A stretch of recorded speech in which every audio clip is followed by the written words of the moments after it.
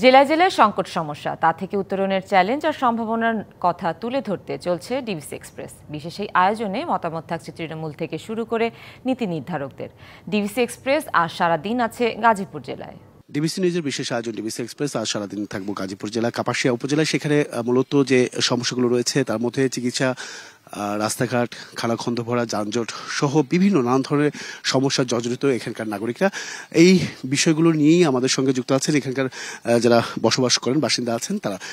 স্বাগত আপনাদেরকে ডিবিসি এক্সপ্রেসের। শুরুতে আপনার কাছে একটু জানতে চাই যে এই কাপাসিয়া উপজেলাতে উন্নত চিকিৎসা ব্যবস্থা নেই বা রাস্তাঘাটে যে যানজট, থ্রি হুইলারের কারণে এই যে নাগরিক সমস্যাগুলো, সেটা থেকে উত্তরণের কোনো চেষ্টা করছে কিনা সংশ্লিষ্টরা, বা কি ধরনের ভোগান্তি পড়তে হয় আপনাদের প্রতিনিয়ত?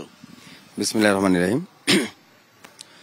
আমি প্রথমেই ধন্যবাদ জানাই ডিবিসি নিউজকে এত সুন্দর একটি আয়োজন করার জন্য। আমাদের কাপাসিয়া বাজার, আমাদের বাসা হলো কাপাসিয়া বাজার উপজেলা কেন্দ্রিক। এখানে মেন সমস্যা যেটা হলো কাপাসিয়া বাজারে জ্যাম এবং যানজট।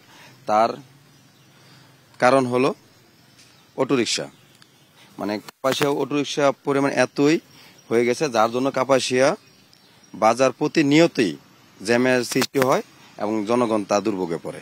আরেকটা সমস্যা হলো কাপাসিয়া ড্রেনেজ ব্যবস্থা। কাপাসিয়া পর্যাপ্ত ড্রেনেজ ব্যবস্থা থাকার না কারণে মুষলধারে বৃষ্টি হলে একটা জলাবদ্ধতা তৈরি হয়, যা জলাবদ্ধতা তৈরি হলে নোংরা পানির মাধ্যমে মানুষের শরীরে স্পর্শ হলে বিভিন্ন চর্মজাতীয় রোগ তৈরি হয়ে যায়। ওই ব্যবস্থাটাও আমাদের এখানে পর্যাপ্ত নাই।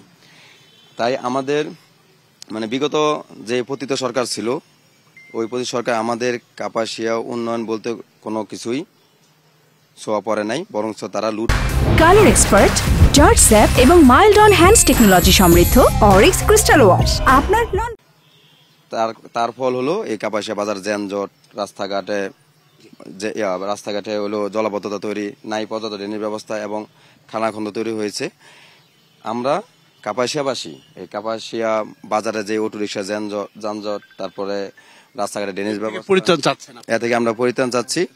এবং এই পরিত্রাণের জন্য আমরা কাপাসিয়া একজন ভালো একজন জনপ্রতিনিধি চাই, যোগ্য প্রতিনিধি চাই। বিগত দিনে আমরা দেখা গেছে যে বিএনপি সরকারের সময় বিএনপি জাতীয় স্থায়ী কমিটির সদস্য আসমা হান্নান শাহ সময় যা উন্নয়ন হয়েছে, তারপরে ছিটেফোঁটা কোনো উন্নয়ন হয়নি। আসবো আপনার কাছে পরবর্তীতে।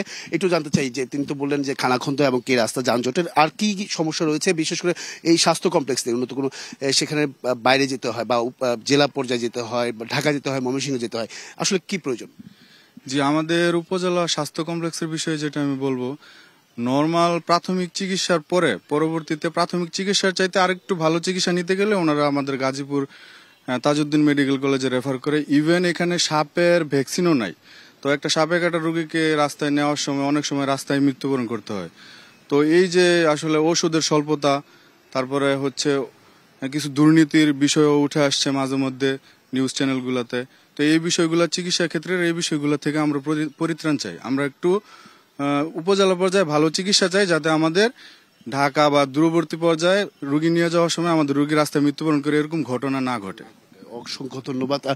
এখানে যিনি আছেন, মাদকের কোনো বিষয় আছে কিনা যদি ছোট্ট করে একটু। জি, আসসালামু আলাইকুম। মাদকের এখানে এই আপনার স্কুল প্রতিষ্ঠানের সামনে গেলে বিভিন্ন চিপা চাপা আনাঘাত ইয়াতে দেখলে বলতে পারবেন যে ধরেন অনেক ছেলে পেলে আছে এই মাদক আসক্ত। আমরা এই নির্মূল চাই।